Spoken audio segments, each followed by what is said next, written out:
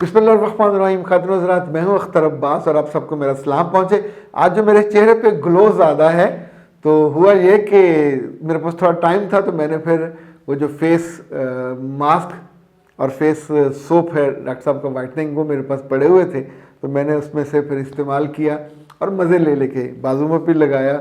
नहीं, वो भी माशाल्लाह चमक रहे हैं। एक बड़ी सूदिंग सी कैफियत थी और ये उन लोगों के लिए बहुत नेमत और आसानी होती है कि जो अपने चेहरे को, यानी मैं तो खैर मुफ्त में मज़ा ले लेता हूँ ना जी, ग्लो होने लगता है। जैसे आंखों में एक ताजगी और रोशनी आती है, ऐसे चेहरे पे भी आ जाती है। लेकिन ख़ास तौर पे जब आप परेशान होते हैं, एंग्जाइटी और परेशानी और डिप्रेशन, कभी माल का मसला, कभी रिश्तों का, कभी घर का, तो फिर ये जो वाइटनिंग फेस मास्क है ये आपको बहुत काम आता है। ये आप कायनात हर्बल का प्रोडक्ट है, आप इनसे बड़े आराम से मंगवा सकते हैं, और both for girls and boys. और इसके साथ ही साबुन, चूँकि मैं अपने बेडरूम में ले गया था, वो वॉशरूम में पड़ा, तो वो मेरे पास नहीं है। ये दोनों का कॉम्बिनेशन है, इन दोनों आप इसे 10% के डिस्काउंट से मंगवा सकते हैं। ओके जनाब। एन रे ये साहिबा हैं, और जो मसला उनका है मुझे सुनने के बाद हंसी भी आई और गुस्सा भी आया। वो कहती हैं कि मेरे शौहर ने मेरी तरफ देखना बंद कर दिया है, वो मुझे सुनना भी पसंद नहीं करते, मेरा ख्याल रखना भी उन्होंने छोड़ दिया है, किसी बात पे मुझसे मशवरा भी नहीं करते, मेरे हाथ का पका हुआ खाना भी नहीं खाते, और इफ्तारी बाहर से करके आते, सहरी पे कोई ना कोई बहाना करके दूध को, फल को, खजूर या ब्रेड ले लेते हैं, यानी इस बात को मेक श्योर करते कि मेरे हाथ का पका हुआ ना हो। 2 हफ्ते हो गए हैं मुझे इस अजाब को सहते। अच्छा, अगला, यानी ये तो था उनका बयानिया। फिर जो उन्होंने उसकी वजह बताई वो मदद की। वो कहती कि मैंने कौन सी बड़ी बात कही थी, सिर्फ इतना ही तो कहा था कि आपकी बहनें यहाँ आके क्यों रहती हैं, अपने घरों में क्यों नहीं रहती, और दूसरा कि हम आपकी वालदा को किसी और भाई के घर क्यों नहीं भेज सकते। इस अहमक और अक्लमंद की कॉम्बिनेशन वाली लड़की की शादी को खातिन हज़रात 2.25 महीने हुए, और या तो कहीं अकल को बंडल बना के कहीं फेंक आई है।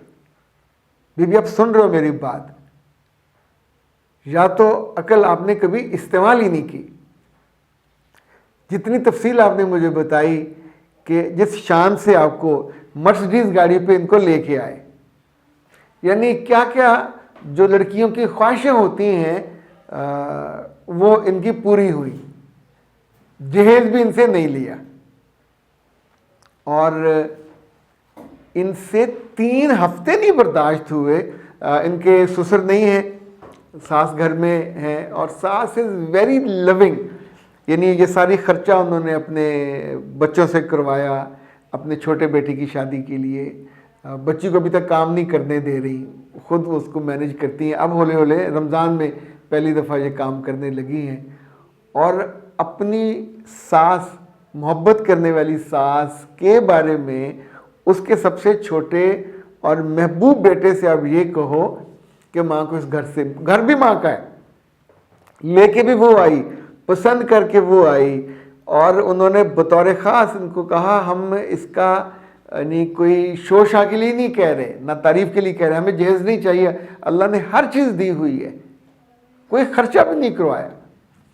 और इनकी वालदा ने और एक भाई ने हमाकत करके ज़्यादा रखवाने की कोशिश की, हक मेहर, तो भी उन्होंने उस पर ज़िद नहीं की। शादी के पहले 2-3 हफ्ते इन्होंने इस आलम में गुजारे कि सारा दिन सोती थी, उठती थी, खाना खाया, फिर सो जाती थी। जब मियाँ आता था तो भी सोई होती थी, और उन्होंने जो पसंदीदा काम था कि जब रात को मियाँ 11, साढ़े 11 बजे सोने लगता तो ये चौकड़ी मार के बैठ जाती और बातें करती, और बातें भी ये अकल वाली करती। यानी ऐसी औरतों के लिए तो माएँ कहती होती कि तू सोती रहे तो ज़्यादा अच्छा है। ये जो ज़्यादा सोना था ये भी बंदे को डफर बनाता है, आपके अंदर से दुनिया, अकल, मोहब्बत सब रुखसत हो जाती हैं, आप हर वक्त काल में ख्वाब में होते। जो बातें इसने अपनी कज़नों से, दोस्तों से सुनी हुई थी सासों के खिलाफ, ये बेटा ज़रूरी नहीं होता कि ईंट उठाएं तो नीचे से ऐसी सांस निकले। पिछले दिनों कुछ मैंने आपको वो लाइव चीज़ें बताई और कई बच्चों ने हसरत से कहा काश हमको भी, क्यों नहीं मिलेगी आपको, आपने कौन सा गुनाह किया हुआ जो आपको सज़ा मिले। अच्छे माँ बाप की बेटियों को दुआ भी करनी चाहिए, उनको अच्छी सांसें मिले। लेकिन मेरी बच्चियों, अल्लाह ने ये ज़ुबान जो दी है 32 दांतों के अंदर रखने के लिए दी है। यानी वो कहते हैं अकल नहीं है तो फिर तो कोई परवाह नहीं है ना।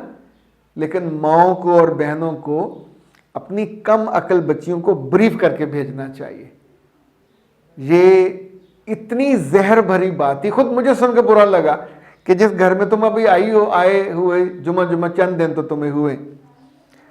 अच्छा, अब वो कहती हैं जी मेरी नींद उड़ गई है, मैं अब सोती नहीं हूँ, लेटी रहती हूँ और मेरी ज़िम्मेदारी कोई नहीं है, मेरा काम भी कोई नहीं है, खुशी भी कोई नहीं है। और मेरे मियाँ ने मुझसे कहा कि तुम्हारे होने या ना होने से मुझे अब कोई फ़र्क नहीं पड़ता, चूँकि ना तुझे मेरी खुशी अजीज़ है, ना तुझे रिश्तों की मोहब्बत का पास है। अब वो कहती हैं कि मैं इतनी बड़ी सज़ा की मुस्तहिक हूँ, बिल्कुल हूँ। और अगर सवाल आप ये करते क्या मैं इतनी बड़ी सज़ा की मुस्तहिक हूँ, तो उसका जवाब कुछ और होता, पर आपने तो खुद ही साइन ऑफ एक्सक्लेमेशन आखिर में लगा।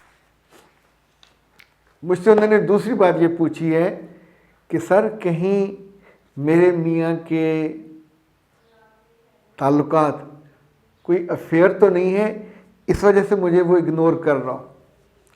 तो मेरे बच्चे, अब तो वैसे जो हाल आपका है, ख़ानदानी लड़का है वो, इसलिए आपको छोड़ नहीं रहा, लेकिन असूली तौर पे तो उसको सारी जितनी आपने ये बकबक की है, दैट्स कॉल्ड द रियल बकबक, इन्वर्टेड कॉमास। और इसके साथों से आपके घर वालों को बिठा के बताना चाहिए कि आपने क्या हरकत फरमाई है। दूसरा, आपने उसकी बहनों को नौल दिया।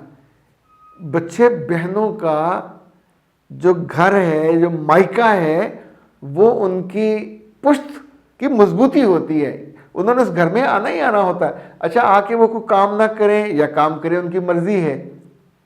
कभी कभी उन्हें अच्छी मिल जाए, भाभी हैं तो उनका हेल्प भी करती हैं, लेकिन बहुत सारी सूरतों में वो अपने घर की थकावट दूर करने उस घर में आती हैं। और भाभियाँ लोग इसलिए अच्छी ढूंढते हैं कि ये मायका भाई के साथ सारी उम्र भर का है।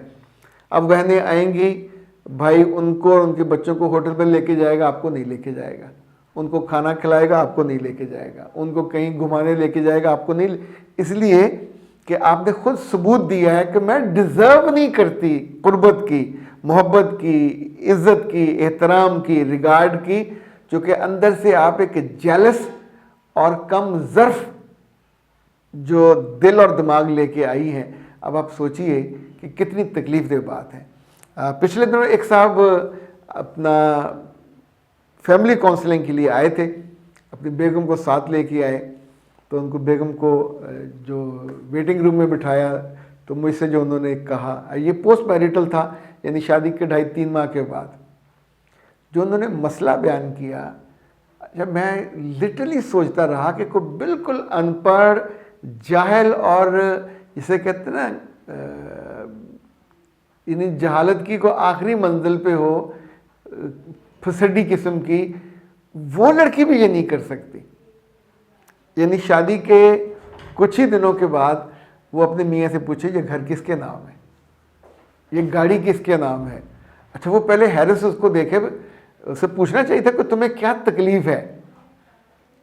फिर टोल लगा के घर की सारी चीज़ों के बारे में वो पूछे, तो उसने उससे ये कहा कि मुझे लगता है तुम्हारे दिल में कोई या तो लालच का कीड़ा है या कोई बेवकूफ़ी का तुमने कोर्स डिप्लोमा किया हुआ है, और मेरा दिल तुमसे ऊब गया है तुम्हें मैं छोड़ नहीं रहा। फिर मैं मेरे पास लाया, उसको भेज के मैंने उस खातून से कहा कि मेरे बच्चे खुदकुशी करने का इससे को बदतर तरीका आपको नहीं मिला।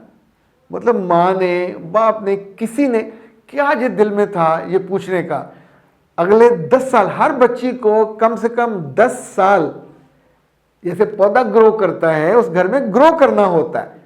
फिर एक वक्त आता है वो सारी चीज़ें आपकी हो जाती हैं, गाड़ियाँ भी, घर भी, जितनी जायदाद है आपको आपके बच्चों को मिल जाती है, लेकिन जो टारगेट उसको करती है उसको कख नहीं मिलता। लोग उसको वॉमिट कर देते हैं, निकाल देते हैं। लालची लड़की, और वो भी शादी के फ़ौरन बाद, उसको तो मासूम और मोहब्बत भरी बातें और क्यूट क्यूट सी बातें, क्यूट लगना चाहिए, क्यूट बातें करनी चाहिए। अगर दिल में कहीं कोई बेवकूफ़ी वाला सवाल भी आए तो नहीं करना चाहिए। अपने जो अंदर भी एक सेल्फ सेंसर लगाना चाहिए। ये दानिश की अलामत है, अक्ल की अलामत है। और कम अक्लों के लिए तो दुनिया में मुझे लगता है बहुत सारे कोर्स बनाने चाहिए और कराने चाहिए। अख्तर अब्बास को दीजिए इजाज़त। अस्सलाम वालेकुम।